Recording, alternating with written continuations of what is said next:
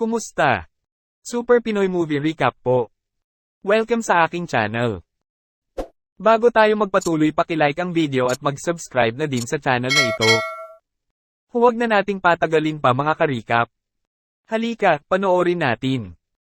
Si Frank Vega ay naglalakbay sakay sa bus at dalawang pasaway ang pumasok. Nasimulan niyang maalala ang kanyang kabataan na sinasabi na yon ang pinakasimple at masaya. Siya ay isang anak lang ng magsasaka at nagkaroon ng magandang kasintahan na pangalan ay Lindsay. Mayroon siyang kailangan gawin sa buhay niya kaya nagpa siyang sumali sa army at nauwi na siya ay ma-torture at masugatan sa Vietnam. Pagbalik niya sa US, kailangan niyang dumaan ng rehabilitasyon at pagkatapos ay sinubukan niyang bumalik sa kanyang buhay. Gayunpaman, nang binisita niya si Lindsay, mayroon na itong pamilya at dalawang anak. Sinubukan niyang sumali sa police force, ngunit ang kanyang trauma ay naging sanhi na ma-reject siya. Hindi siya makahanap ng desenteng trabaho dahil lahat ng posibleng employer ay naghanap ng college degree at experience. Sa wakas, nagsimula siyang magbenta ng mga hotdog sa kalye. Hindi ni Frank namalaya na 40 taon na ang lumipas. Nagsisi siya sa kanyang buhay. Pagpasok ng dalawang pasaway sa bus, kinulit nila ang isang pasahero. Sinabihan sila ni Frank na tumigil, kaya siya ang binalingan ng kanilang galit, ngunit ipinagtanggol niya ang kanyang sarili at sila ay nabugbog. Near-record ito ng ilang ibang pasahero gamit ang kanilang mga mobile phone, at in-upload nila ito sa YouTube na may pamagat na badass. Si Frank ay naging instant celebrity, at siya at si Mrs. Vega, ang kanyang ina ay na-interview sa TV program na LA Mornings ng isang journalist. Ngayon, iginagalang na siya ng kanyang komunidad at ng pulis. Kasama pa nga ni Officer Marlack sa pagpapatrolya. Pagkaraan ng 3 buwan, namatay ang ina ni Frank. Malungkot si Frank na nakinig sa pari. Sa TV, nais ni Mayor Williams na mapabuti ang kaligtasan ng kanilang lungsod. Siya ay lumipat sa tahanan ni Mrs. Vega kasama ang kanyang matalik na kaibigan na si Klondike. Huminto sila saglit upang magpahinga at uminom, naalala nila ang kanilang mga pinagdaanan sa Vietnam. Binigyan ni Klondike si Frank ng flash drive na sinasabing mahalaga ito para kay Frank at itago ito sa lumang vault ni Mrs. Vega. Lumabas si Klondike upang bumili ng yosi at hinarangan siya ng dalawang lalaki. Hinahanap nila ang flash drive na sinasabi niyang wala sa kanya. Tinutukan siya ng baril, ngunit pinabagsak niya agad ang mga ito. Mukhang panalo na si Klondike sa laban. Ngunit, binaril siya ng taong nagngangalang Sebastian at namatay ito. Isang gabi hinold up ang tindahan nang bumibili si Frank ng inumin, pinatumba niya lahat ng holdapper at naging libre ang kanyang inumin. Nagpasya si Frank na huwag lumabas kasama ang kanyang kaibigang pulis, sa halip ay uminom na lang. Kinumusta ni Frank ang kaso ni Klondike at sinabi niya na walang ginawa si Detective Shaw para imbestigahan ang pagkamatay ni Klondike dahil siya ay negro. Nadismaya si Frank nang nakita niyang naglalaro ang ilang investigador sa halip na magtrabaho, kaya nagpasya siyang ipasa kamay niya na ang kaso. Pumunta siya sa crime scene at nakakita ng isang kakaibang basyo ng bala at isang kwintas na may litrato sa loob. Ipinakita niya ang basyo ng bala sa tindero ng gun shop na nagsabi na bala ng hunter weapon na beretta at baril na ginawa para sa gobyerno at hukbo nito. At ang babae sa larawan ay kamukha ng babae na karaniwang dumedalo sa kanyang simbahan. Binisita niya ang babaeng iyon na nagmura kay Frank sa lalaking na kumuha umano ng kanyang kwintas na tinatawag niyang Terence. Sinabi niya na isang linggo na hindi umuuwi, malamang na naglalaro ng basketball sa kanyang kaibigan. Sa 22nd Street Park, kinuha ni Frank ang bola at tinanong ang mga kaibigan kung saan matatagpuan si Terence. Galit na hiningi sa kanya ang bola at inatake siya ng isa sa kanila at nag-away sila. Pinabagsak niya ang karamihan sa kanila hanggang sa sinabihan siya na hanapin si Ronaldo sa 85th Street apartment.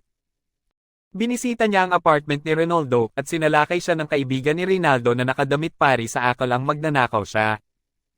Nag-uusap sina Mayor Williams at Panther, ang kanyang kontak sa kalye. Si Williams ay nagpaplanong muling tumakbo sa darating na halalan sa loob ng 70 araw at ang lahat ay nakasalalay sa paghahanap ng flash drive na iyon. Si Williams ay natatakot kay Frank. Sinabi ni Panther na kay Badass ang kalye, at siya na ang bahala kay Badass dahil nagawa na nilang patumbahin si Klondike ng kanyang mga kasama. Tinulungan ni Frank ang isang matandang babae sa kanyang mga bag at may bumaril sa kanya. Nagtanong si Frank tungkol kay Ronaldo sa isang bar na naging dahilan ng isang gulo. Pinigilan sila ng bartender at sinabing nasa itaas si Ronaldo. Pagpasok ni Frank upang magtanong, sinaksak siya ng kutsilyo ngunit napigilan niya ito. Matapos niyang pinalambitin si Ronaldo sa bintana at tinanong kung saan si Terence na umami na nasa massage parlor ni Tatiana. Sinabi ni Frank kay Martin, ang kanyang batang kapitbahay na gamitin ng flash drive at natuklasan nila ang lahat ng mga plano para sa regentrification ng buong kapitbahayan. Pumunta si Frank sa massage parlor ni Tatiana. Nagpamasahe si Frank kay Tatiana at nagtanong tungkol kay Terence na nagsabing hiwalay na sila at iniwanan si Frank. Sinundan ni Frank si Tatiana pauwi at pumasok sa kanyang bakod. Nang sinubukang silipin ni Frank kung nasa loob si Terence, pinigilan siya ng kapitbahay sa akala na siya ay magnanakaw. Napagtanto ng kapitbahay na kilala niya si Frank, si Badass at sinabi sa kanya na palaging iniiwan ni Tatiana na bukas ang kanyang back door. Naabutan ni Frank si Tatiana at Terence na nagmo-moment. Kinuha ni Frank ang kamay ni Terence at inilagay sa food disposal system at pinutol ang ilang daliri. Inamin niya na pinatay ni Sebastian si Klondike sa utos ni Panther. Sa pag-alis, ang lahat sa kusina ay nabahira ng dugo. Ipinagtanggol ni Frank ang ina ni Martin na si Amber mula kay Martin Sr. na nananakit sa kanya.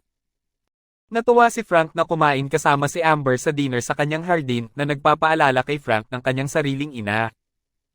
Hiningi niya ang portable posporo ni Amber para pang remembrance. Ibinigay ni Frank ang flash drive sa kaibigan niyang si Officer Malart kung sakaling may mangyaring masama sa kanya. Pumunta si Frank para mangumpisal sa pari dahil naghahangad siya ng paghihiganti. Direktang pumunta si Frank sa garahe ni Panther. 2 bodyguard ang naroon, ngunit nagpa siya si Panther na harapin siya ng direkta, ngunit hindi siya mag-isa. Pinahirapan ni Panther si Frank gamit ang kuryente, ang parehong uri ng pagpapahirap na naranasan niya sa Vietnam. Nakahanap si Panther ng litrato ni Amber sa wallet ni Frank at binontaan niya na sila ay puntahan at saktan. Sa sandaling umalis si Panther, pinakawalan ni Frank ang kanyang sarili. Binato niya ang portable posporo sa mga drum na puno ng gasolina at sumabog ang mga ito. Tumakbo si Panther at sumakay ng bus at sapilitang pinababa ang driver. Nakita ito ni Frank. Nang sabihin ni Frank sa isang driver ng bus na kailangan niyang hiramin ang kanyang bus na nagkataong tagahanga ito ni Frank, kaya hinayaan siya nitong gamitin ang kanyang bus. Sinundan ni Frank ang bus na nagdulot ng pinsala at pagkasira sa daan hanggang sa mabangga si Frank sa isang gusali. Nagpa siya si Panther na harapin si Frank head-on. Sa huling segundo, nang biglang umilag si Frank at bumaliktad ang kanyang bus, ang bus ni Panther ay nabangga sa paparating na tren. Sa daan pauwi ni Frank, nakatagpo niya ang mga pasaway na binugbog niya sa bus at pinatumba niya ang mga ito. Dumating si Panther sa bahay ni Frank at nagtanong kay Amber tungkol sa flash drive. Dumating si Frank at nagsuntukan sila hanggang umabot sa labas ng bahay at pinatumba ni Panther si Frank. Sinugaban ni Amber si Panther upang makabawi si Frank at binigyan ni Frank si Panther ng huling suntok. Sinabi ni Frank na wala pang babaeng nakapagligtas sa kanya. Nag-alala si Amber dahil may black eye si Frank at dumudugo. Dinala niya si Frank sa loob upang mabigyan ng first aid habang si Panther ay naiwan sa labas dumudugo ang mukha at humihingi ng tulong na ipatawag ang ambulansya. Sinabi ng isang mamamahayag na maaaring maalala ng madla si Frank Vega na si Badass na nanggulpi ng mga bully sa boss, ngunit bumalik siya upang isiwalat ang isang malaking kaso ng katiwalian sa politika, na nangangahulugan na ang opisina ng alkalde ay naugnay sa isang nakakatakot na street gang. Ang alkalde ay nakikitang nagpahayag na siya ay inaatake ng mga grupo ng terorista na nagsisikap na sirain ang kanyang politikal at pang-ekonomiyang agenda para sa lungsod. Si Frank ay pinangalan ng isang honorary police officer at binigay ni Malark ang kanyang badge. Hindi nakaimik si Frank. Si Amber at ang kanyang anak ay kumakain kasama si Frank. Sinabi ni Frank na kasalukuyan ng pinakamagandang araw ng kanyang buhay. Sinabihan siya ng anak na putulin muna ang mapahamak na balbas. At dito nagtapos ang maganda nating kwento. Salamat!